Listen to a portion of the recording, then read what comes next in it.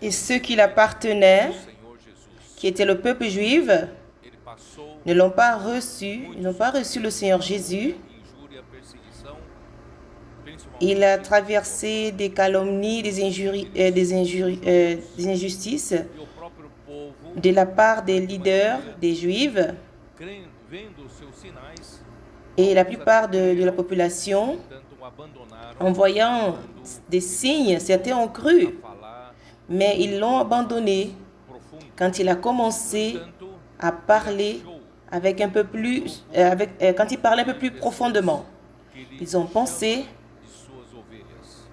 il a trouvé un groupe de personnes qu'il appelle ses brebis. Ces brebis qui connaissent le pasteur, le berger, qui connaissent la voix de son berger. Elles ont entendu cette voix et l'ont suivi. Et de cette manière, nous avons vu que cela se matérialisait en Béthanie. Il y avait une miniature de la vie de l'Église. Des gens qui aiment le Seigneur. C'était des gens qui n'avaient pas de grandes tailles sociales, n'avaient pas de positions sociales, pardon. Mais c'était des lépreux, des pécheurs, c'était des paralytiques, comme ces paralytiques qui avaient 38 ans que Jésus avait guéri. C'était des gens qui étaient des aveugles de naissance, mais Jésus les a guéris. C'était comme Simon, le lépreux, ou d'autres, mais le Seigneur les a sauvés. Et de cette manière,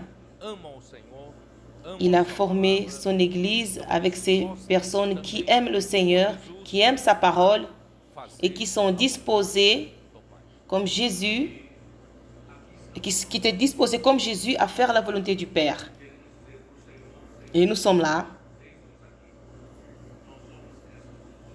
Et nous qui aimons le Seigneur, nous sommes ces personnes. Nous connaissons notre berger et nous entendons sa voix. Nous écoutons sa parole.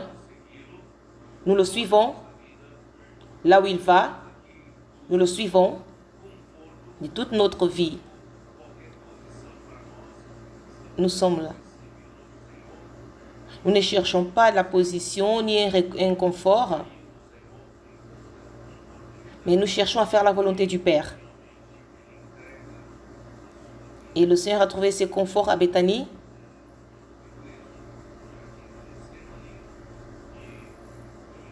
Et quand il a été mis en prison, en Gethsémani,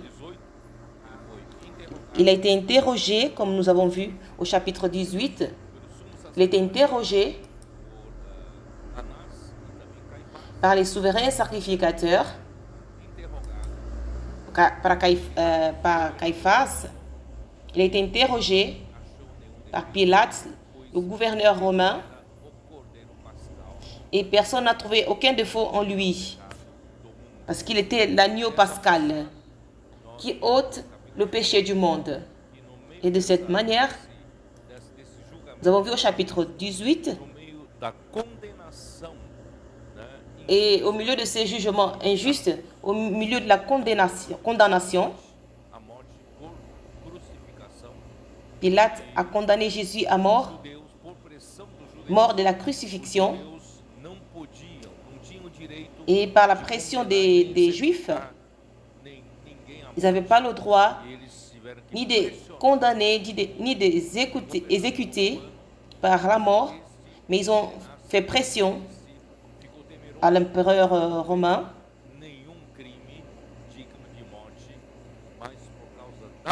Mais lui n'a vu aucun crime sur Jésus.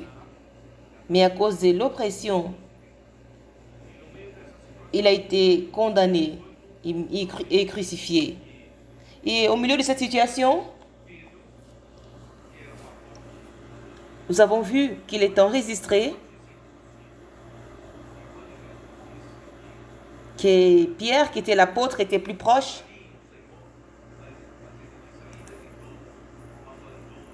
Que tous ils allaient nier le Seigneur. Que tous l'ont abandonné. Mais il a dit qu'il allait donner sa propre vie pour Jésus, à Jésus. Mais devant cette situation n'a pas duré longtemps. Et quand ils ont enregistré, il fut enregistré. Et quand le Seigneur Jésus a été emprisonné au jardin de Gethsémani, le souverain sacrificateur a demandé que les soldats romains puissent faire enfermer Jésus et les policiers. Et ces soldats et ces policiers qui étaient là pour la sécurité du Sanhédrin, il y avait 500 soldats pour emprisonner Jésus. Et Jésus qui était inoffensif. Alors, ils avaient tous ces apparats militaires. Les disciples, ils ont été effrayés. Et tous les 11 disciples, ils ont pris la fuite. Ils ont laissé le Seigneur seul.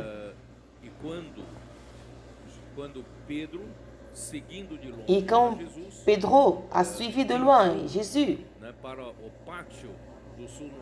quand il est entré dans la cour où se trouvait Jésus, et celui qui était chargé de la sécurité de la porte, il a dit, tu es un de ces Galiléens qui suivaient Jésus. Il a dit, non, je ne le suis pas. Après, dans la cour, il se réchauffait. Et je suppose que c'était l'aurore très froide, une matinée très froide.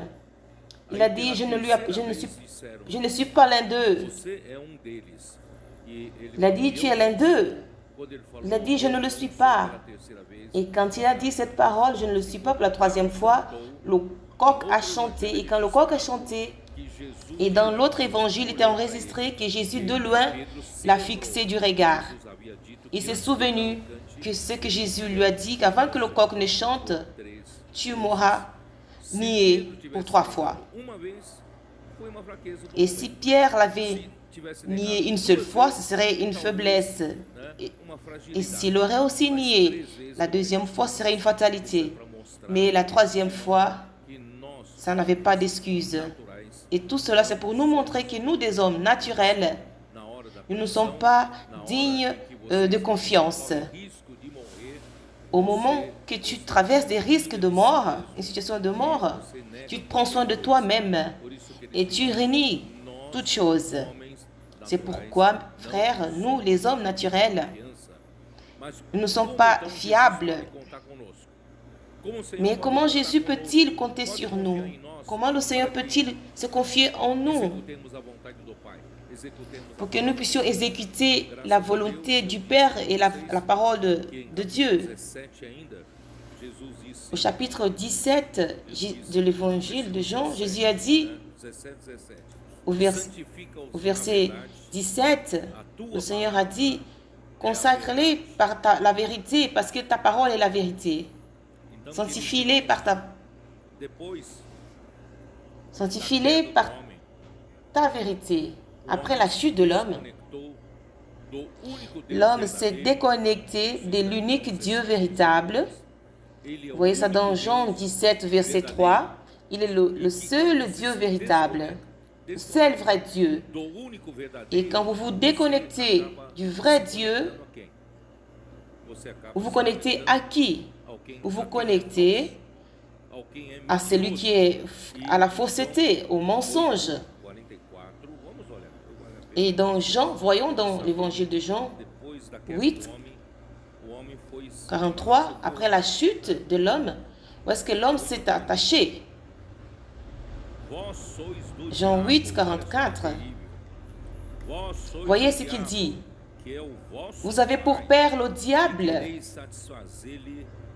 et vous voulez accomplir les désirs de votre père. Il a été meurtrier dès le commencement et il ne se tient pas dans la vérité. Parce qu'il n'y a pas de vérité en lui. Lorsqu'il profère le mensonge, il parle de son propre fond, car il est menteur est le père du mensonge. C'est pourquoi, bien-aimés frères, quand l'homme dans sa chute s'est déconnecté du véritable, il a fini, il s'est accroché, il s'est connecté au père du mensonge, en qui il n'y a point de vérité. Il ne dit que du mensonge, parce qu'il est menteur et le père du mensonge. Voyez dans quelle source l'homme s'est lié. C'est pourquoi l'homme, dans ses pensées, comme nous dit dans Éphésiens, il n'y a que de la vanité dans ses pensées. Et tout être, il cherche la vérité. Nous sommes remplis de fausseté, remplis de mensonges, mais grâce au Seigneur, par la parole de Dieu. La parole de Dieu, elle est la vérité. Comment pouvons-nous devenir confiables? Parce que nous étions connectés au Père du mensonge. Maintenant, nous nous connectons au Père de la vérité. Nous pouvons être confiables maintenant. Comment le devenir? Par la parole. Voyons nos adolescents. Les adultes, ils réagissent. Et les adolescents, ils savent plus que vous, c'est ça? Aimons la parole, parce que la parole de Dieu, elle est la vérité. Il nous manque la vérité. Nous étions remplis de fausseté, remplis de mensonges, remplis de vanité. Mais comment pouvons-nous nous remplir de la vérité, nous remplir de la réalité divine? C'est au travers de la parole. Et la parole, elle nous lave. C'est ce qui est écrit dans Éphésiens chapitre 5. Voyons dans Éphésiens chapitre 5.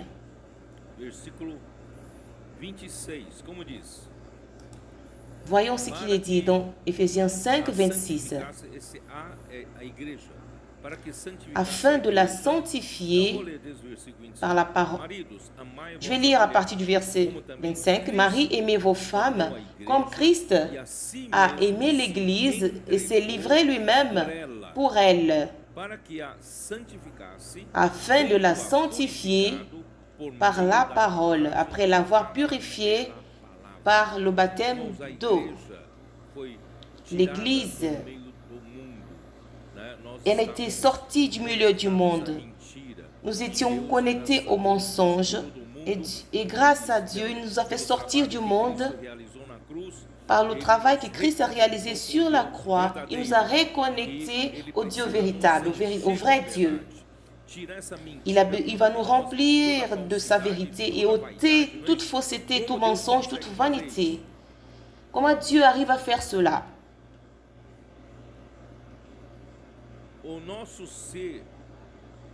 Notre être, il est triparti. Et nous avons un esprit dans notre intérieur et nous avons l'âme qui est notre être, notre personnalité. Et le jour que nous avons cru au Seigneur Jésus, notre esprit a été régénéré. Et notre esprit humain, il a reçu la vie de Dieu qui est entrée en nous. Et l'eau véritable, au travers de la vérité, il est entré dans notre esprit. Nous sommes nés de nouveau et nous sommes devenus enfants de Dieu, fils de Dieu. Alors notre esprit a été sanctifié. Notre esprit a reçu le vrai Dieu. Cependant, notre âme, elle continue à être cette âme d'avant. Vous me comprenez? Ce qui remplit notre âme, qui est notre pensée et notre pensée et notre émotion, ce qui remplit notre volonté, c'est cette partie libérale qui prend la décision. Ces trois parties continuent sous l'influence du mensonge, sous l'influence du père du mensonge. Dieu veut notre esprit. Notre esprit a été sanctifié. Il a reçu le vrai Dieu et la vérité. Mais maintenant, Dieu, il veut qu'à partir de notre esprit, il veut s'étendre dans tout notre corps jusqu'à arriver à notre pensée, rentrer dans notre émotion. Il veut prendre notre volonté. Et de quelle manière va-t-il faire cela? C'est par le moyen de la parole. Vous avez bien répondu, les adultes. C'est par le moyen de la parole. Et la parole de Dieu, c'est la vérité. La parole va nous remplir avec la vérité. Avant, ce n'était que le mensonge, que la fausseté. Maintenant, nous nous remplissons de la vérité. Nous avons la consistance avec Dieu. Nous avons la réalité de Dieu. Et peu à peu, nous remplissons tout le vide avec la vérité, qui est la vérité du vrai Dieu. Vous me comprenez? Et c'est ce que Dieu est en train de faire. Nous étions dans le monde, nous étions impurs avec le péché et la mort, mais Dieu veut nous sanctifier. Et le lavage de l'eau de la parole nous sanctifie. La parole, elle vient, elle nous remplit de la vérité, avec la nature sainte de Dieu, la vie de Dieu, elle nous lave, elle enlève toutes les toxines, toutes les ordures, tous les mensonges, toute vanité. Elle fait sortir tout le vieil homme. Elle ôte tous les éléments de notre âme. Et chaque jour qui passe, quand nous avons le contact avec la parole, c'est pourquoi il est important de pratiquer, comme font les adolescents, l'immersion dans la parole. Et j'ai laissé dans mon sac. Ayez toujours cette brochure de l'immersion parce que vous pouvez aider plusieurs personnes. Vous pouvez vous aider aussi vous-même. Quelqu'un me l'a apporté ici. Ayez toujours votre brochure. Et cela va vous aider tous les jours à inculquer la parole et faire en sorte que la parole puisse vous remplir en ce jour avec la vérité. Et cette vérité va vous sanctifier. Et vous aurez la nature sainte de Dieu. Et cette parole va éliminer de vous, ce jour-là, votre vanité, votre vide, votre vieil homme. Et que chaque jour, le Seigneur puisse nous sanctifier avec la vérité. Et cela n'est que possible par le fait que Jésus est passé par la mort de la croix. C'est cruel ce qu'ils ont fait avec Jésus. Il est venu nous sauver et les hommes ne l'ont point reçu. Au contraire, les hommes l'ont maltraité. Jésus, le Sauveur, les soldats romains l'ont giflé. Les soldats l'ont mis une couronne sur sa tête avec les branches de tamarin remplies des épines. Et ces tamarins, qui a une sorte de sève qui descendent. Et cette sève qui coule, elle brûle. Et on le giflait, on le tapait sur le visage. Imaginez la force qu'ils avaient des coups qu'on lui portait. Non pas seulement cela, ils se moquèrent de lui. Ils lui ont donné des coups de poing. Ils lui ont fait porter la propre croix. Et à la fin, il a été crucifié pendant 6 heures. Il était sur le bois de 9 heures du matin jusqu'à midi, 3 heures. Et vers 3 heures, il était jugé par les hommes. Et de midi jusqu'à 15 heures de l'après-midi, il était jugé. Dieu l'a rendu pécheur par nous. Et Dieu a jeté sur lui tous nos péchés. Il a porté sur lui toutes nos maladies, toutes nos infirmités, toutes nos transgressions, jusqu'au point que Dieu l'a considéré comme péché. Et le Père lui-même lui a abandonné. Ça, ce fut la plus grande souffrance de Jésus. Il a dit, Père, mon Père, pourquoi m'as-tu abandonné? Ce fut le moment le plus triste dans sa vie. Et ainsi, quand 3 heures de l'après-midi, à 15 heures est arrivé, il s'est inspiré.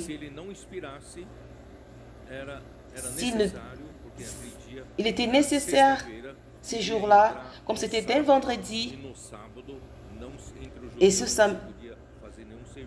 et parmi les Juifs, ils ne pouvaient pas travailler le samedi. Donc, celui qui a été crucifié, il devait mourir le vendredi et être enseveli ce même vendredi.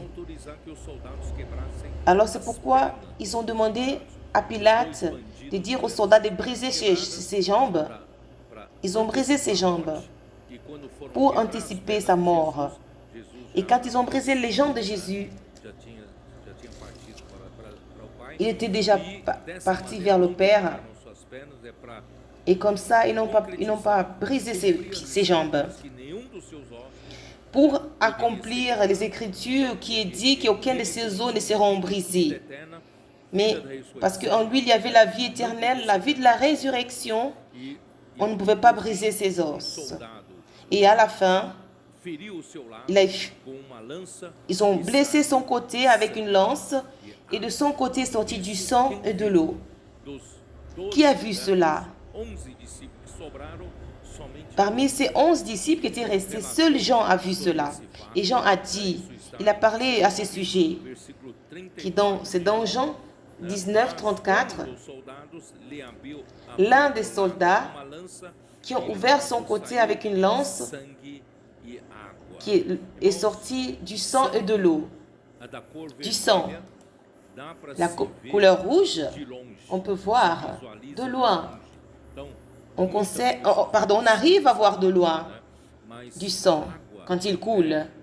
Mais l'eau, c'est incolore, transparent. Tu ne peux voir cela que si tu es auprès de la personne. Et qui était auprès de la croix. Et c'est pourquoi Jean a enregistré verset. Et à côté de la croix était la mère de Jésus et sa sœur. Et Marie est mère de Cléopas. Et Jésus, voyant sa mère auprès d'elle, le disciple qu'il aimait dit à sa mère, « Femme, voilà ton fils. » Comment Jésus, avec les mains clouées sur la croix, il a dit à quelqu'un, dans cette angoisse, dans cette souffrance, il n'avait même plus le souffle pour parler. Mais il a dit à Jean, il a dit, Marie, c'est cela qui est écrit. Voici ton fils. Comment il a pu dire cela? Parce qu'il devait être près de la croix. Il était bien près de la croix pour que Jésus, même s'il n'a pas utilisé ses mains pour faire des gestes, il a dit, voici ton fils. Quand il a dit femme, dans la Bible, cette expression femme,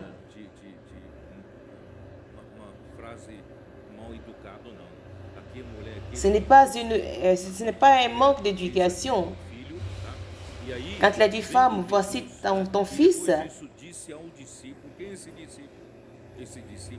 Et qui était ce disciple? Et après et auprès d'elle, le disciple qu'il a dit à sa mère.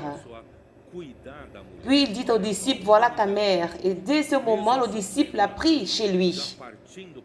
Même souffrant sur la croix, en mourant, en allant vers le Père, il a pris soin de sa mère dans la chair. Il a dit à Jean de prendre soin de sa mère parce que peut-être elle était déjà veuve. En ce moment, il n'y avait personne pour l'assister. Et ce registre nous montre que Jean et les sœurs, elles étaient proches. Alors, la plupart des chrétiens parlent beaucoup du sang. Je ne dis pas qu'on doit en parler moins, mais le sang, il est important. Le sang de Jésus a réalisé notre rédemption.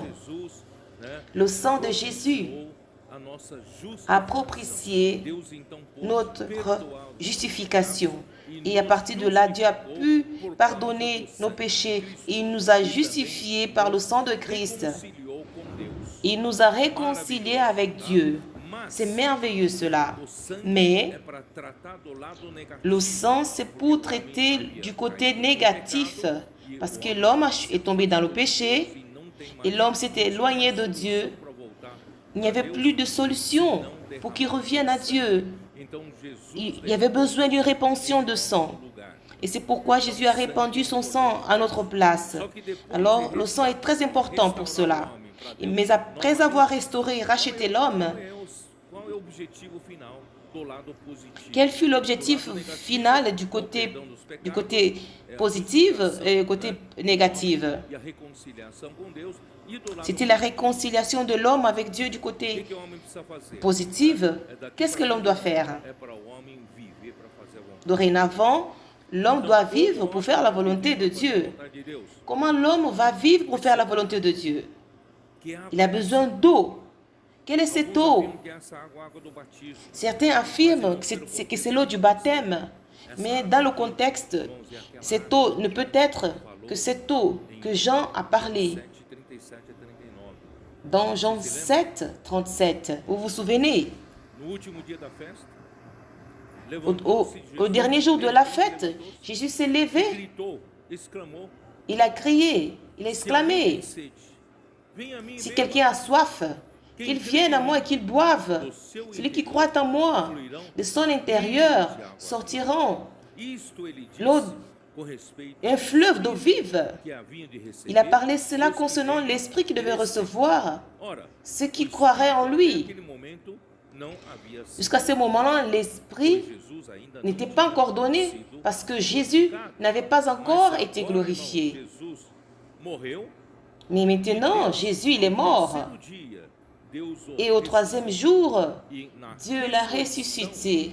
Et dans la résurrection, Dieu, qu'est-ce qu'il a fait? Dieu lui a glorifié. Il fut glorifié parce que Jésus, l'homme, a été reçu par Dieu comme le fils premier-né de Dieu. Il a reçu la gloire. Non pas seulement qu'il a reçu la gloire, engendré comme fils de Dieu, il est devenu aussi. Et Dieu a pu envoyer un autre consolateur à l'homme. Et cet autre consolateur, que nous voyons dans Jean 14, c'était l'esprit de la vérité. Vous voyez la préoccupation de Dieu avec la vérité. Dieu veut nous remplir de sa vérité.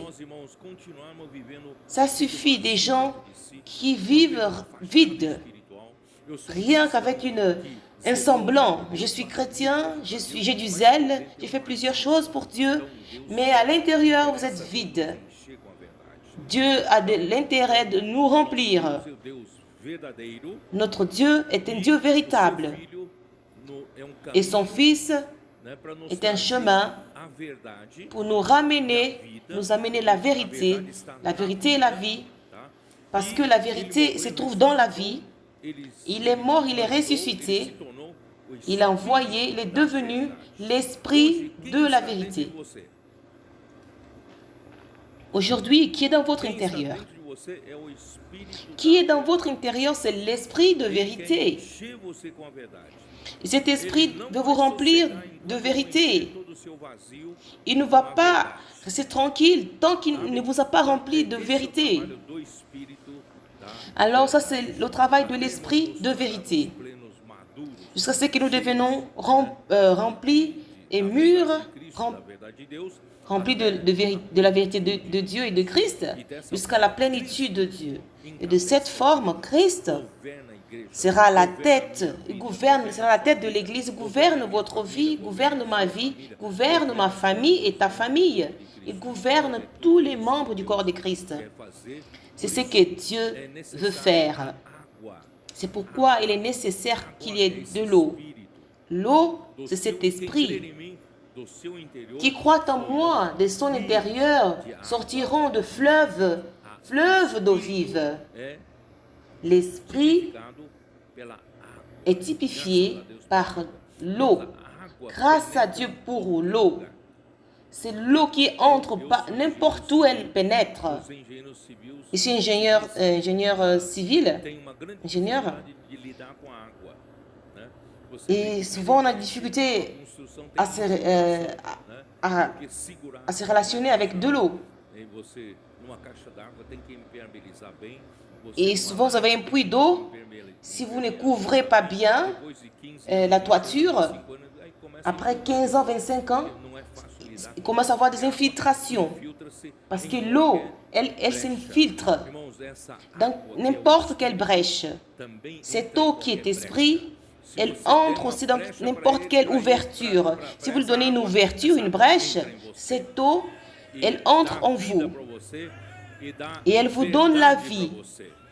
Et elle vous apporte aussi la vérité. Alors il est très important que cette eau, Jean fut le seul qui a vu cette eau. C'est ce qu'il a dit au verset 35. C'est lui qui a vu. Il sait qu'il dit la vérité.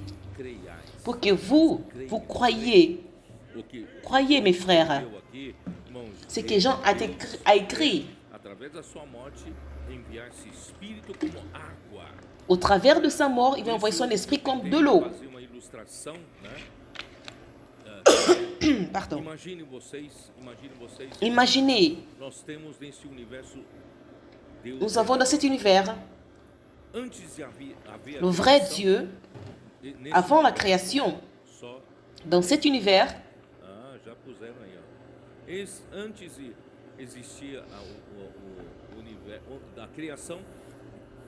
avant la création, il n'y avait que Dieu.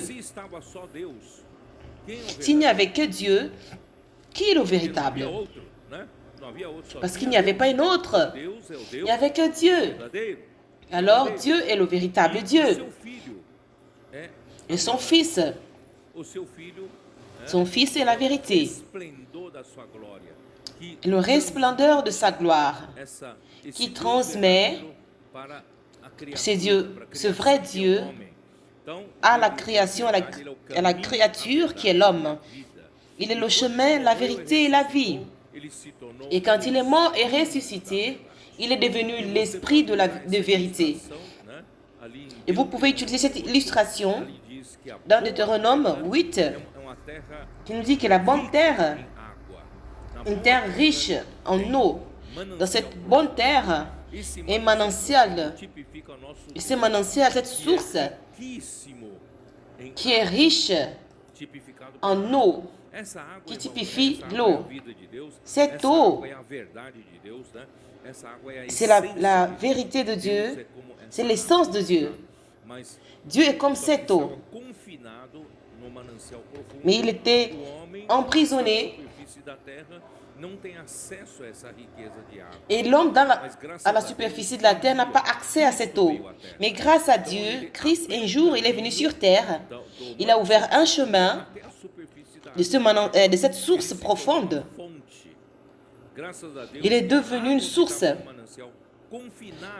Mais l'eau qui était dans cette source, elle est apparue comme une source d'eau. Qui suivait Jésus pouvait voir cette source d'eau.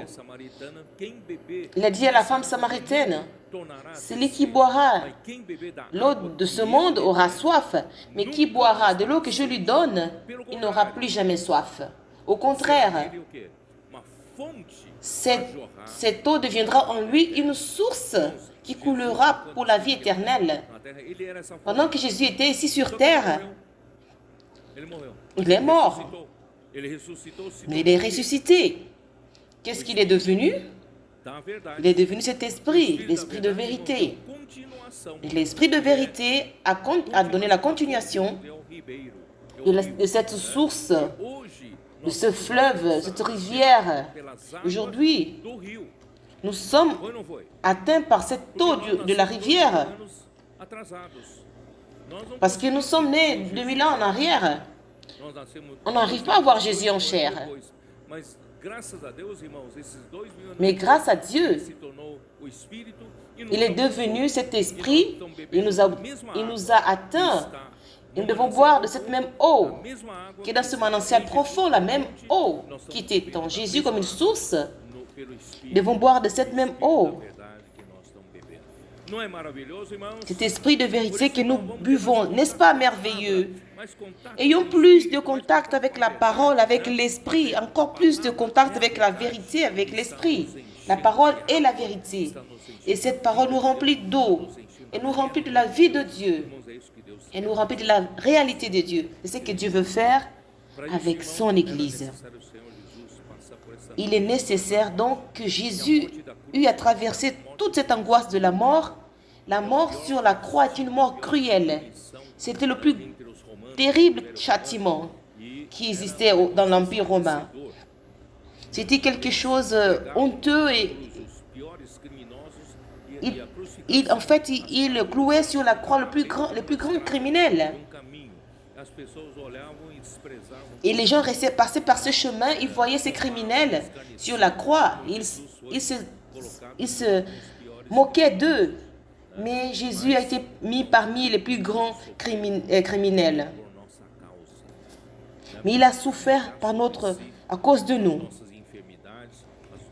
Il a porté nos infirmités. Mais il est aussi mort pour nous donner la vérité, nous donner la vie au travers de l'esprit de vérité et nous emmener cette eau. Et aujourd'hui, mes frères, je vais parler au chapitre 20, qui est la résurrection. La résurrection de Jésus. Jean chapitre 20, au premier verset. Le premier jour de la semaine, Marie de Magdala s'est rendue au sépulcre dès le matin, comme il faisait encore obscur, et elle vit que la pierre était ôtée du sépulcre. Elle courut vers Simon. Elle courut vers Simon-Pierre et vers l'autre disciple que Jésus aimait et leur dit, « Ils ont enlevé du sépulcre le Seigneur et nous ne savons où ils l'ont mis. » La première chose que je vais attirer votre attention, le premier jour de la semaine, c'est le premier jour après le samedi. Vous vous souvenez que Jésus, il est mort un vendredi. Et avant d'arriver le samedi, ils l'ont enseveli. Il devait être enlevé de la croix avant que le samedi n'y arrive. Alors il était mort à 3 heures de l'après-midi. Ils l'ont emmené pour l'ensevelir. Alors quand le samedi est arrivé, il était déjà dans le tombeau, dans le sépulcre. Et après le samedi, quel est le jour suivant? C'est le dimanche. Alors le dimanche, c'est le premier jour de la semaine. Vous voyez dans Apocalypse 1:10, nous montre que le dimanche est devenu le premier jour de la semaine. C'est un nouveau commencement. La résurrection de Christ nous a emmenés, nous a porté une nouvelle espérance, une nouvelle semaine. C'est le premier jour de la semaine. Chapitre 1 de Apocalypse. Je me suis vu dans l'esprit au premier jour du Seigneur. J'ai entendu des grandes voix comme la voix des trompettes. Le premier jour de la semaine, c'est un dimanche, à cause de la résurrection de Jésus, est devenu le jour du Seigneur. Aujourd'hui, dimanche signifie le jour du Seigneur. Un nouveau commencement, une nouvelle semaine. C'est le premier jour de la semaine. Et aux yeux de Dieu, le premier jour de la semaine, le dimanche, après la mort de Christ, dimanche pour Dieu représente le lever d'une grande ère, le commencement, où Dieu, à partir de ce commencement, il a commencé à produire, à créer une nouvelle création. Et cette nouvelle création a été produite à partir de la résurrection de Christ. Et pour Dieu, ces jours-là étaient des jours spéciaux, après qu'il a beaucoup souffert, calomnié, injurié, châtié à cause de nous. Il est mort d'une mort cruelle et triste. Mais maintenant, le samedi est passé et au premier jour de la semaine, pour Dieu, ce fut un grand jour. C'est le commencement, c'est un nouveau commencement. Et maintenant, il a commencé à réaliser son rêve, sa volonté. Parce que Jésus a obéi à son ordre. Il est mort sur la croix et maintenant, il peut ressusciter Jésus. Et il a ressuscité Jésus pour engendrer une nouvelle création. Oh Seigneur Jésus, vous êtes heureux, vous êtes content. Nous sommes dans le nouveau commencement. Dieu, il est rempli d'espérance maintenant. Et vous ne l'êtes pas aussi rempli d'espérance avec la résurrection de Jésus? Toute la souffrance est passée. Et Jésus a dit, à la veille de sa mort, il a dit quand une femme va accoucher, avec la douleur de l'enfantement, elle crie, elle souffre. C'est une douleur après une autre. Mais après d'avoir enfanté, cette femme, elle soupire soulagée, ouf. Elle a pu mettre au monde, il est né un nouveau jour. Et ce nouveau jour nous a la possibilité que Dieu puisse créer une nouvelle création. Dans Galates chapitre 6, Seigneur Jésus, j'espère que vous valorisiez le premier jour. Seigneur Jésus, Galates chapitre 6, je vais lire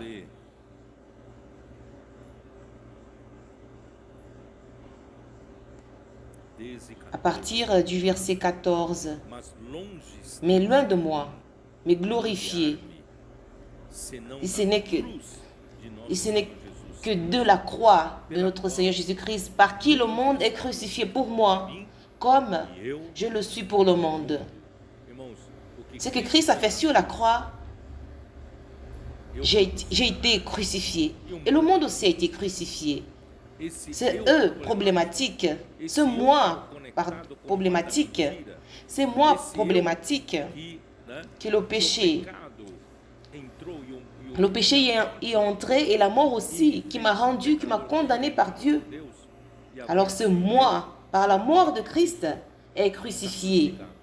C'est fini.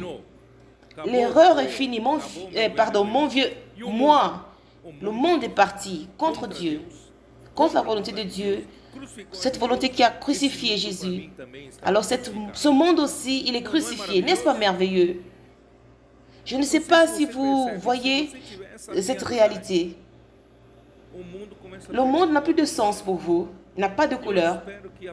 J'espère qu'après cette conférence, je me souviens quand j'étais très jeune, la première conférence que j'ai participée, c'était quand les frères sont partis à Belo Horizonte pour susciter l'église, pour élever l'église. Et quand je suis retourné à Sao Paulo, j'ai dit, mais qu'est-ce qui s'est passé? Et je vois le monde comme noir et blanc. Je ne vois plus de couleur. J'ai dit, ce monde, il a perdu de sens pour moi. Ne voyez, est-ce que vous ne remarquez pas cela? Aujourd'hui, moi, je n'ai aucune motivation, aucun amour. Moi, j'aimais beaucoup les voitures. Moi, j'aimais beaucoup les marques de voitures. Et aujourd'hui, ça n'a plus de sens pour moi.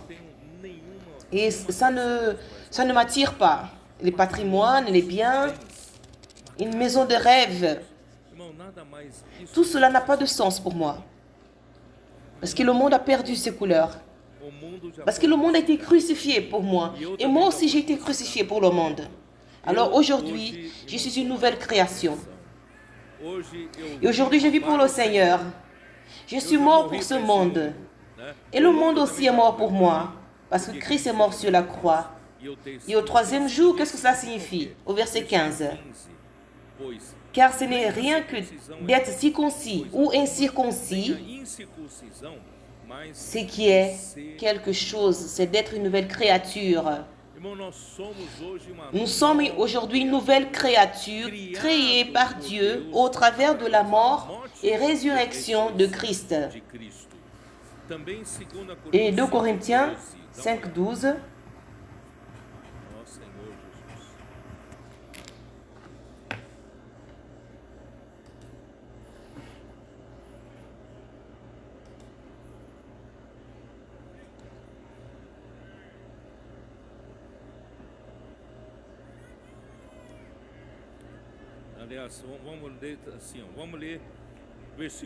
Nous allons lire à partir du verset 13. 2 Corinthiens 5, 13. En effet, si je suis hors de sens, c'est pour Dieu. Si je suis de bon sens, c'est pour vous. Je suis tellement joyeux que pour Dieu, je me rends... Je suis sans sens. Mais si j'ai encore du sens, un bon sens, c'est pour les hommes. Mais sinon, vous allez m'interner dans un hospice. En effet, si je suis hors de sens, c'est car l'amour de Christ nous presse, parce que nous estimons que si un seul est mort pour tous, tous donc sont morts, et qu'il est mort pour tous, afin que ceux qui vivent ne vivent plus pour eux-mêmes, mais pour celui qui est mort et ressuscité pour eux. Ça n'a plus de sens de vivre pour le monde. Il n'y a plus de sens de vivre pour nous-mêmes. Ça ne veut pas dire qu'on ne doit pas obtenir des biens ou des patrimoines ou faire des choses. Je ne dis pas cela. Mais ces choses, elles ont perdu de la valeur à nos yeux. Aujourd'hui, ce qui est important, c'est de vivre pour le Seigneur. Parce que nous sommes morts pour ces choses. Au verset 16 nous dit, « Ainsi, dès que maintenant, nous ne connaissons personne selon la chair, et si nous avons connu Christ selon la chair, maintenant, nous ne le connaissons plus de cette manière. » Il dit, « Si quelqu'un est en Christ, il est une nouvelle créature. » Alors si vous allez dans une autre version, nous sommes une nouvelle création. Les choses anciennes sont passées.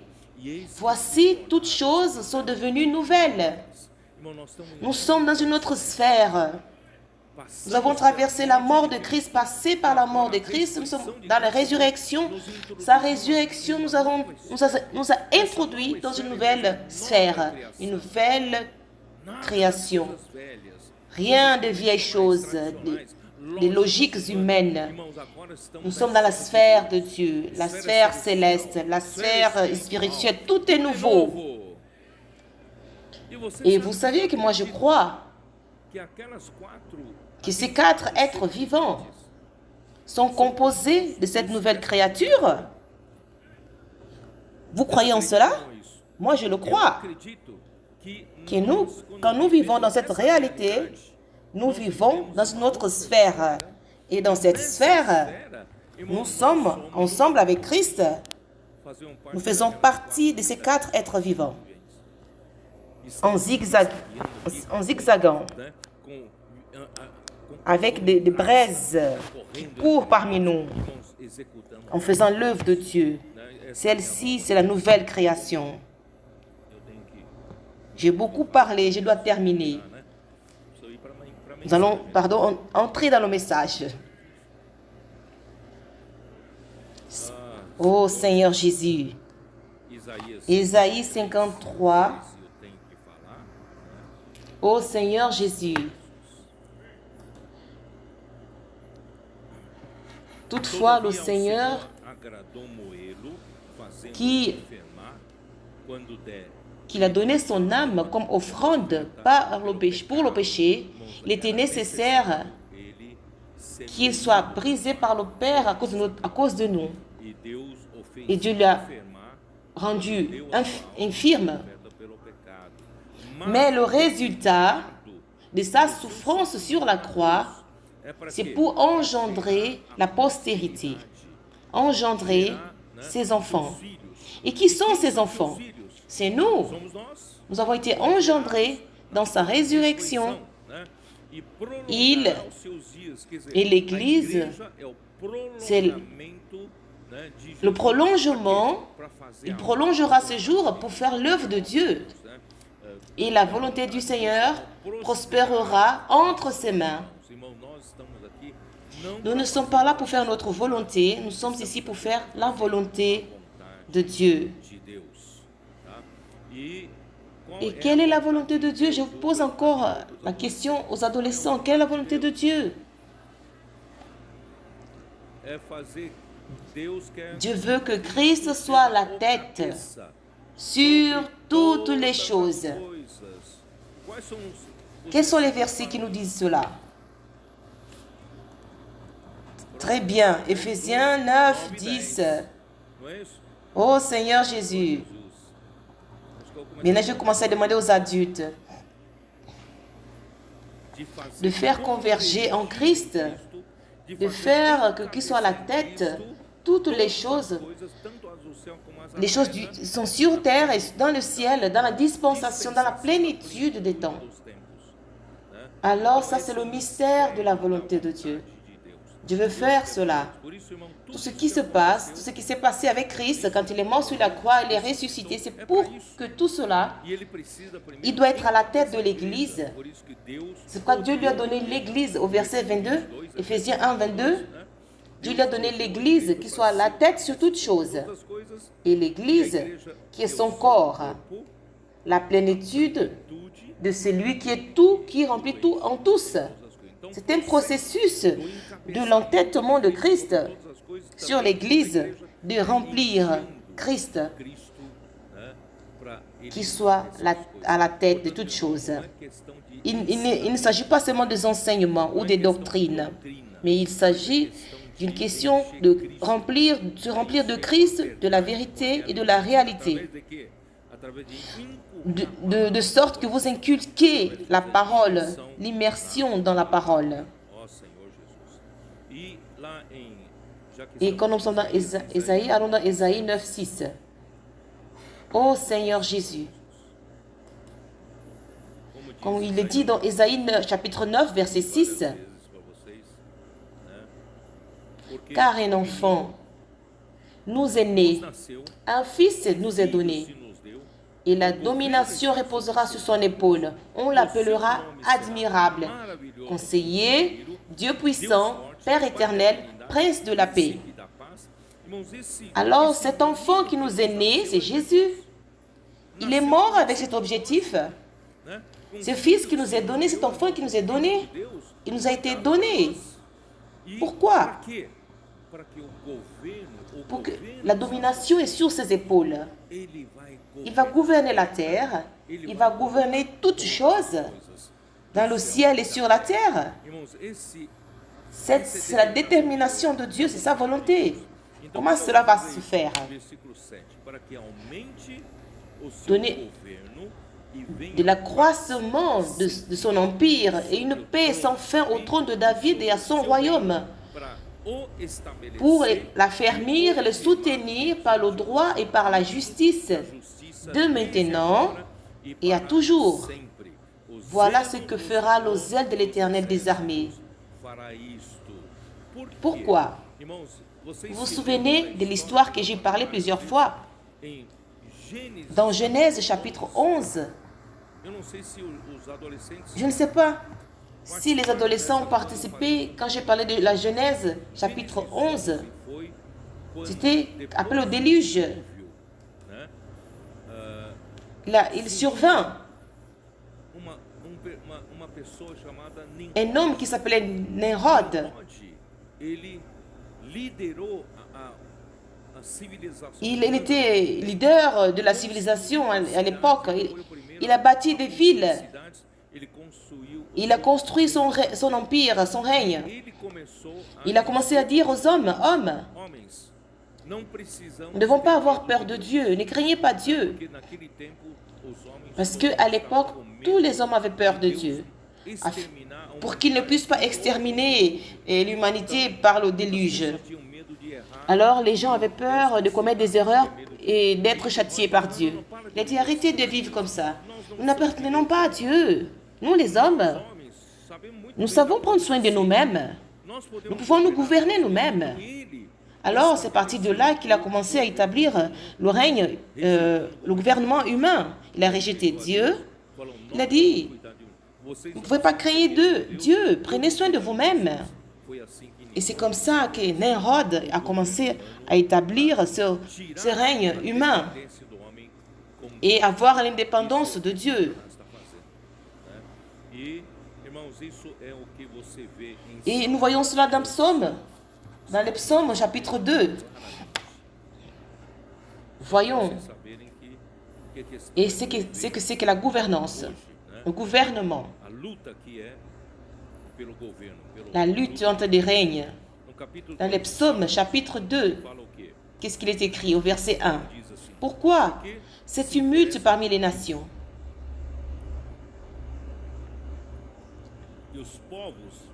Ces vaines pensées parmi les peuples. Pourquoi les nations, elles sont en tumulte, elles sont en furie contre Dieu? Pourquoi les rois de la terre se soulèvent-ils et les princes se liguent avec eux contre l'Éternel et contre son oint? Donc il dit, brisons leurs liens, délivrons-nous de leurs chaînes. Et les leaders des nations, Satan provoque, qui se soulèvent contre Dieu, pour se rebeller contre Dieu, dans le principe de Nimrod. Ils disent qu'ils n'ont pas besoin de Dieu. Nous allons rompre tous les liens avec Dieu. Nous n'avons pas besoin de rester sous cette influence, cette peur, cette crainte. Ça, c'est l'humanité corrompue par Satan. Au verset 4, dit ceci. C'est lui qui siège dans les cieux rit. Le Seigneur se moque d'eux. Puis, il leur parle dans sa colère. Il les épouvante dans sa fureur. Il dit, c'est moi qui ai oint mon roi sur Sion, ma montagne sainte. Je publierai le décret. L'Éternel m'a dit, tu es mon fils, je t'ai engendré aujourd'hui. Dieu, il a choisi Christ comme le roi. Mais ce roi, il a une humanité. Pour être héritier sur toutes les nations, c'est pourquoi Jésus est devenu un homme. Il a été choisi par Dieu avant que Lucifer ne tombe. Il voulait être ce roi, mais Dieu ne l'a pas choisi. Dieu a choisi Christ. Alors il était dans la jalousie, la colère, la haine. Il a tué Jésus au travers des leaders juifs. Et aujourd'hui, jusqu'aujourd'hui, Satan est l'adversaire de Dieu. Il conduit les nations à haïr Dieu. Et que les nations aussi puissent avoir la haine de Christ. Au verset 8, nous dit ceci. Demande-moi et je te donnerai les nations pour héritage, les extrémités de la terre pour possession. Tu les briseras avec une verge de fer. Tu les briseras comme le vase d'un potier. Je donnerai à Christ. Il va être héritier sur les nations. Christ sera roi sur terre et nous luttons pour cela. C'est pourquoi nous prêchons l'évangile du royaume pour ce travail. Bien-aimés, Qui était Marie de Magdala qui avait dans Luc? Luc chapitre 8. Qui était Marie de Magdala? Luc chapitre 8 au verset 2. E também algumas mulheres que haviam sido curadas de espíritos malignos et plusieurs femmes qui étaient Marie de Magdala, qui est sorti plusieurs, et Jean, laquelle était sortie sept démons, Jeanne, femme de Cousa, intendant d'Hérode, Suzanne et plusieurs autres qui l'assistaient de leurs biens.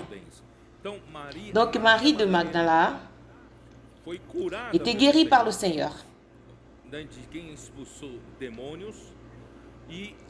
Et elle était une femme qui avait des biens, et avec d'autres femmes qui avaient des biens. Et ces femmes, elles donnaient des offrandes au ministère de Jésus. Pour que Dieu travaille sur terre, mes frères, on a besoin des gens qui administrent, on a aussi besoin des ressources financières. Imaginez Jésus avec ses 12 disciples. Vous avez besoin d'assistance. Pas seulement l'assistance des services, mais l'assistance financière. C'est pourquoi je crois qu'à Tocantins, nous avons parlé de multiplier le nombre de personnes, mais le Seigneur va aussi multiplier les moyens financiers. Et c'est pourquoi, mes bien-aimés frères, demandez au Seigneur des bénédictions. Vous qui êtes ici à Tocantins, que vous ouvrez aussi vos cœurs à commencer à avoir la foi et à offrir généreusement. Vous devez croire. Quand tu ouvres un robinet, Dieu va supplir avec plus de ressources. Mais si tu as peur d'ouvrir ton robinet pour que les ressources puissent en finissent, non, croyez que Dieu va pourvoir. Mais si vous ouvrez vos robinets généreusement, Dieu va vous supplir généreusement. Et Marie de Magdala était une de ces femmes. Elle a fait en sorte que le ministère de Jésus soit possible, soit efficace ici sur terre. Nous allons aussi donner nos offrandes d'une manière généreuse à Tocantins et aux besoins de toute l'œuvre sur toute la terre en Afrique. Grâce à Dieu, les frères sont fidèles. Nous avons pu avoir 1 million dans la conférence internationale pour les besoins en Afrique. Il y a des frères qui croient au Seigneur Jésus, qui ouvrent les robinets et vous ne serez plus pauvres. Vous croyez en cela? Au contraire, vous allez commencer à recevoir plus d'argent. Le Seigneur va dire, ce serviteur est fidèle. Parce que je vais lui donner, il va dépenser dans son œuvre. Vous comprenez? Soyons généreux avec le Seigneur. Celle-ci est la Marie dite de Magdala. Jésus avait dit à ses disciples qu'il allait souffrir entre les mains des sacrificateurs, des principaux sacrificateurs, qu'il allait être mis à mort et qui ressusciterait au 3e jour. Mais vous voyez ça 3 fois dans le livre de Matthieu. Mais aucun homme est allé très tôt le matin au sépulcre pour voir si Jésus allait ressusciter ou non. Il y a eu une femme dans Jean. Nous voyons Marie de Magdala. Les hommes sont objectifs. Et les femmes, elles ont des émotions. Elles sont émotionnelles. Et avoir des émotions émotives, vous êtes sensible. L'homme, il est sèche. Les femmes, elles sont touchées. Elle allait là-bas pour oindre le corps de Jésus. Elle ne croyait pas que Jésus allait ressusciter. Mais elle était la première qui a vu le Seigneur Jésus. Oh Seigneur Jésus. Voyons dans le registre, dans le livre de Matthieu. Matthieu 28, verset 1. No findar do sábado, ao entrar Après le sabbat, à l'aube du premier jour de la semaine, aqui já fala domingo. ici on nous dit que le dimanche est le premier jour de la semaine. Maria Marie de Magdala et l'autre Marie allèrent voir le sépulcre, e eis que et voici, il y eut un grand semblant de terre, chegou-se car un ange du Seigneur descendit du ciel, vint rouler la pierre et s'assit dessus. era como Son aspect était comme l'éclair et son vêtement blanc, comme la neige. e os guardas Les gardes tremblèrent de peur et devinrent comme morts. mortos. Os guardas Les gardes, ils tremblèrent. pesados. Mas o anjo disse: Mais l'ange prit la parole et dit aux femmes, porque sei que pour vous, ne craignez pas, car je sais que vous cherchez Jésus qui a été crucifié. Il n'est point ici, il est ressuscité. como tinha Comme il l'avait dit, venez, voyez le lieu où il était couché. Et allez promptement dire à ses disciples seus discípulos qu'il est ressuscité des morts. Et voici, il vous précède en Galilée. Galileia, Et c'est là que vous le verrez. como Voici, je vous le dis. e retirando-se ela, Elles s'éloignèrent promptement du sépulcre avec crainte et avec une grande joie, et elles coururent porter la nouvelle aux disciples. eis que Et voici, Jésus vint à leur rencontre et dit, sepulcro ao encontro delas e « Je vous salue. » e elas Elles s'approchèrent pour saisir ses pieds, et elles se prosternèrent devant lui. Jesus lhe disse Alors Jésus leur dit, « Ne craignez pas, allez dire à mes frères que se de dirige se rendre en Galilée, c'est là qu'ils me verront. » discípulos não Ils n'étaient plus des serviteurs, mais il les appelait mes amis, porque o amigo parce que l'ami comprend le cœur de son ami. mas agora que ele morreu Mais maintenant qu'il est mort, il est ressuscité, Jésus les appelait de mes frères. agora somos Nous sommes frères de sang. relação de vida com nosso Senhor Jesus. Après sa résurrection, Ressurreição, né? mes frères, Irmãos, isso não é n'est-ce pas merveilleux cela? nosso Senhor Jesus. E vamos Repartons dans Jean chapitre 20. Voyons ce qu'il est dit.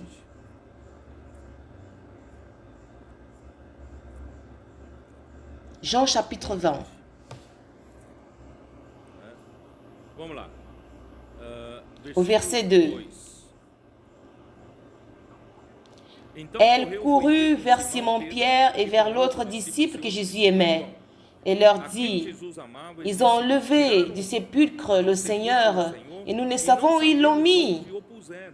Pierre et l'autre disciple sortirent et allèrent au sépulcre.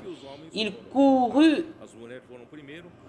Ils couraient tous deux ensemble, mais l'autre disciple courut plus vite que Pierre et arriva le premier au sépulcre. Não sei se pensa. Il se peut qu'il était un peu plus gros. S'étant baissé, il vit les bandes qui étaient à terre. Cependant, il n'entra pas. Simon-Pierre, qui le suivit, arriva et entra dans le sépulcre. Teve medo de entrar. Il est... Então você nesse ponto você vê Et vous voyez le tempérament de Jean. agora Mais quand Pierre est entré, Simon-Pierre, Pedro seguindo quand il arriva le premier au sépulcre, il a vu les linceuls, e o lenço que les bandes qui étaient sur la tête de Jésus, mais elles étaient mises à part. Então entrou Alors l'autre disciple est entré, para primeiro, qui est arrivé le premier au sépulcre, entra aussi et il vit et il crut, car il ne comprenait pas encore que, selon l'Écriture, Jésus devait ressusciter des morts dentre os mortos, et les disciples s'en retournèrent chez eux. outra vez para casa. Réellement, mes frères, Né? A mulher Marie de Magdala, elle a vu. e foi a Elle a vu, premièrement, et c'est comme ça qu'elle est partie avertir, dire aux disciples. Et Jean et Pierre ont vu que le sépulcre était vide. Ils ont pensé, mais que vais-je faire ici, si c'est vide? vazio. L'homme très objectif, Vamos para casa. ils sont repartis, ils sont retournés chez eux. Mais Marie n'est pas retournée. Né? Au verset 11 dit, cependant Marie se tenait dehors près du sépulcre, elle pleurait. Et comme elle pleurait, elle se baissa pour regarder dans le sépulcre. Et elle vit deux anges. Nem Pedro nem João viu. Ni Pierre et Jean n'ont pas vu, mais elle a vu. assis à la place où avait été couché le corps de Jésus, l'un à la tête et l'autre au pied. Ils lui dirent, « Femme, pourquoi pleures-tu » Elle leur répondit, « Parce qu'ils ont enlevé mon Seigneur, je ne sais où ils l'ont mis. » En disant cela, elle se retourna et elle vit Jésus debout. Mais elle ne le savait pas que c'était Jésus. Jésus lui... Parce qu'il n'avait plus cette physionomie quand il était dans la chair. Il avait déjà un autre corps, un corps de résurrection. Jésus lui dit, « Femme, pourquoi pleures-tu? Qui cherches-tu » Elle, pensant que c'était le jardinier, lui dit, « Seigneur, si c'est toi qui l'as emporté, dis-moi où tu l'as mis, et je le prendrai. » C'était une femme. Prends le corps d'un homme. Comment elle allait le faire? Voyez, l'amour, c'est côté la sensibilité que Marie Magdala avait. Nous devons apprendre sur ce point. Avec le Seigneur, ne soyons pas grossiers ou aller au-dessus des choses superficielles. Nous devons donner tout notre cœur. Aimer le Seigneur comme Marie de Magdala l'a fait. Seigneur Jésus. Jésus lui dit, « Marie ». Elle se retourna. Il lui dit en hébreu, « Rabboni », c'est-à-dire « maître ». Jésus lui dit, « Ne me touche pas, car je ne suis pas encore monté vers mon Père, mais va trouver mes frères. » Alléluia. Il a dit, va trouver mes frères et dis-leur que je monte vers mon Père et votre Père, vers mon Dieu et votre Dieu. Marie de Magdala alla annoncer aux disciples qu'elle avait vu le Seigneur et qu'il lui avait dit ces choses. Qu'il lui disait ces choses. Pourquoi Jésus a dit à Marie, « Marie, ne me touche pas ». Je vous avais montré dans un message antérieur, dans Lévitique 23, 10 et 11, il disait que les prémices de la cueillette,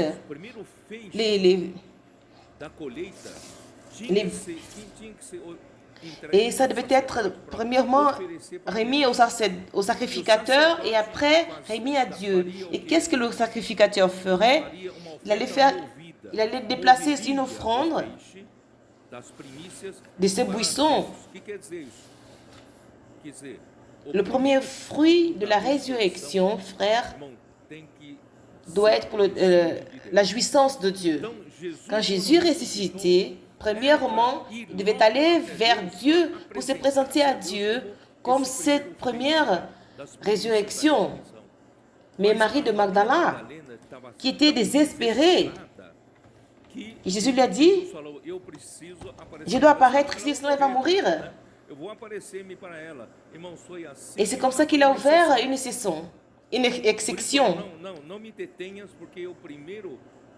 Premièrement, je dois me présenter. Qui doit me voir d'abord? C'est le Père qui doit me voir, premièrement.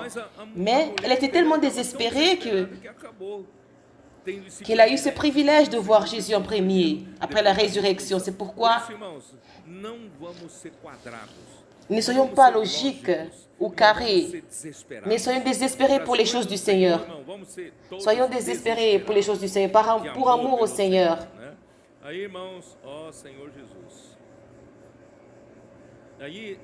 Ils se sont souvenus.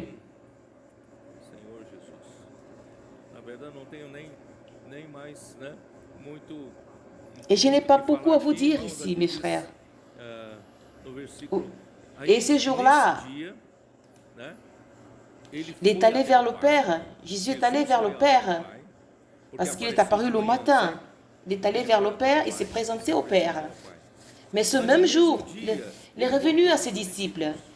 Au verset 19, le soir de ce jour, qui était le premier jour, le premier de la semaine, les portes du lieu où se trouvaient les disciples étant fermées à cause de la crainte qu'ils avaient des Juifs, Jésus vint, se présentant au milieu d'eux et leur dit, « La paix soit avec vous. » Jésus était déjà allé vers le Père. Mais cette intention du Père ce jour-là, de la résurrection, Ce fut une ascension secrète. C'est une ascension secrète. Après 40 jours, quand vous voyez dans le livre des Actes 4, verset 1, les disciples, cette ascension du premier jour, premier de la semaine, elle fut secrète. Il est allé vers le Père et personne ne l'a vu. Il est revenu parmi les disciples et en disant cela, et quand il dit cela, il leur montra ses mains et son côté. Les disciples furent dans la joie en voyant le Seigneur. Jésus leur dit de nouveau, la paix soit avec vous. Comme le Père m'a envoyé, moi aussi je vous envoie. Nous sommes une extension de Jésus. Jésus n'a pas terminé son œuvre ici sur terre. Il veut que nous comprenions cela. Nous allons prolonger sa mission.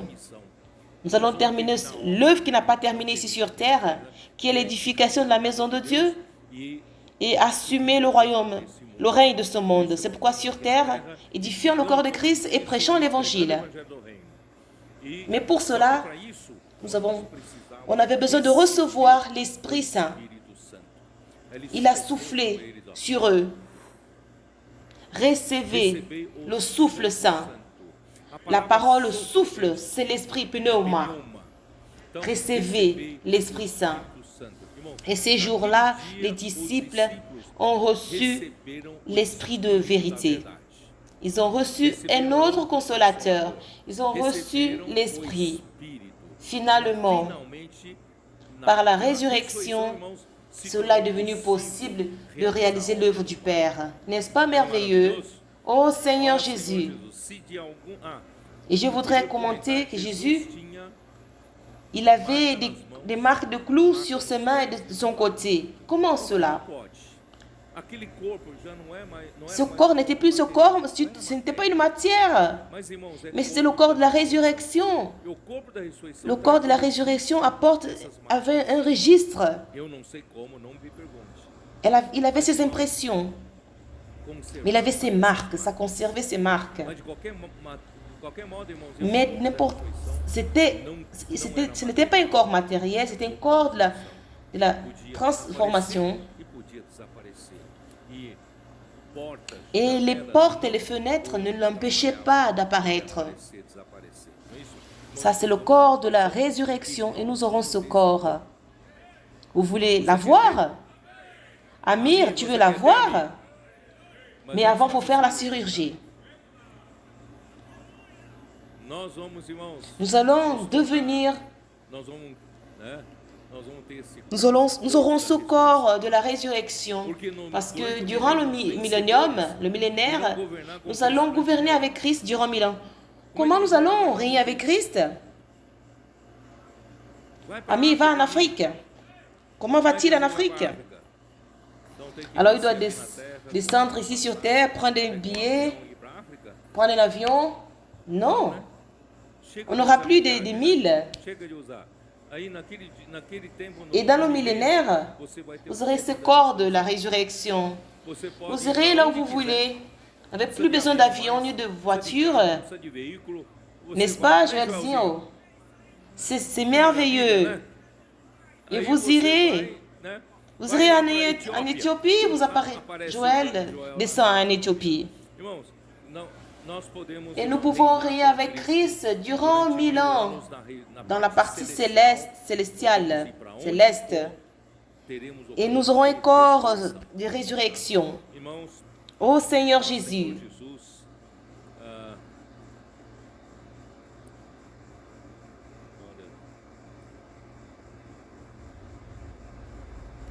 il y a beaucoup de choses que j'ai enregistrées ici, que j'ai écrites. Je ne sais pas si je vais pouvoir tout vous dire. Jésus, ô Seigneur Jésus. Hébreux chapitre 2.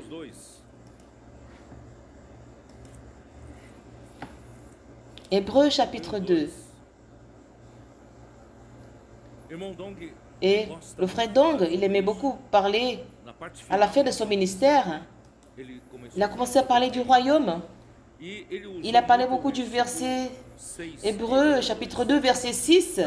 Or, quelqu'un a rendu quelque part ce témoignage.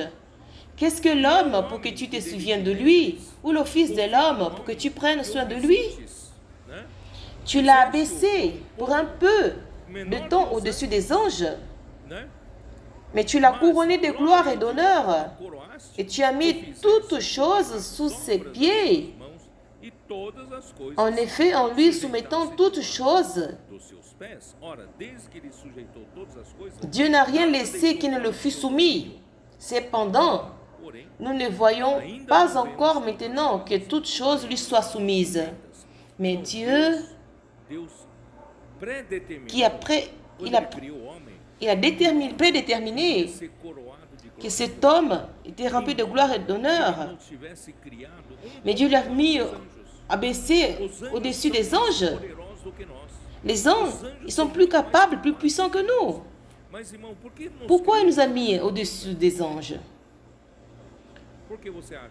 Pour que vous en pensez? Qu'est-ce que vous pensez? Est-ce qu'il ne pourrait pas nous donner plus de capacité que les anges? Non. Pourquoi?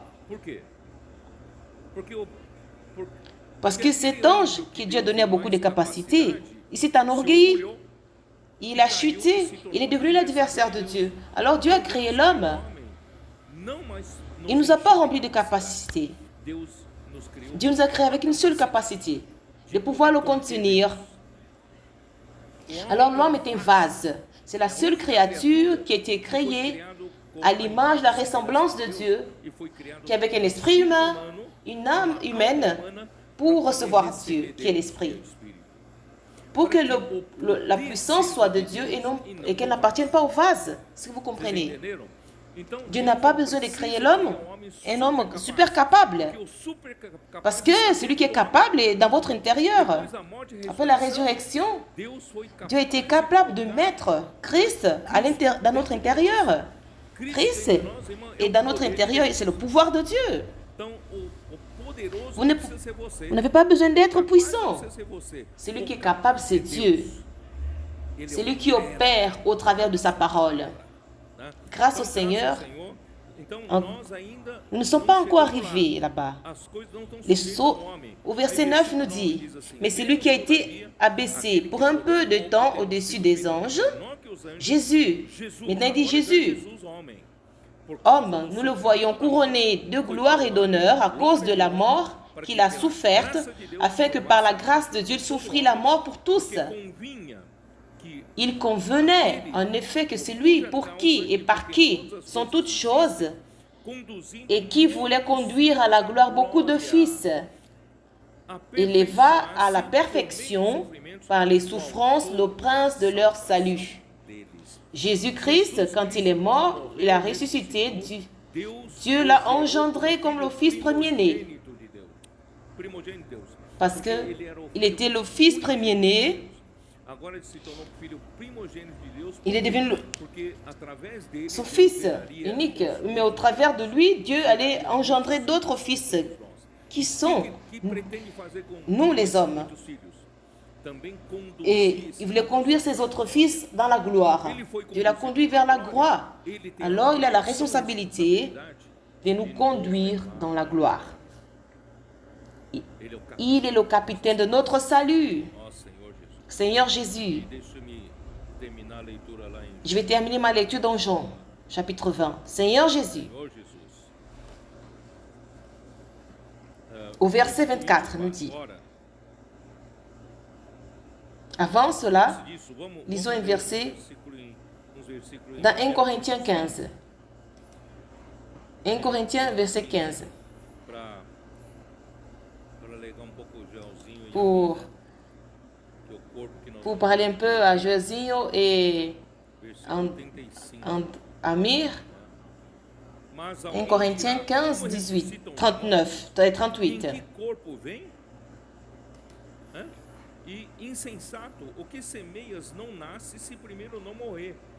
Puis Dieu lui donne un corps comme il lui plaît, et à chaque semence, il donne un corps qui lui est propre.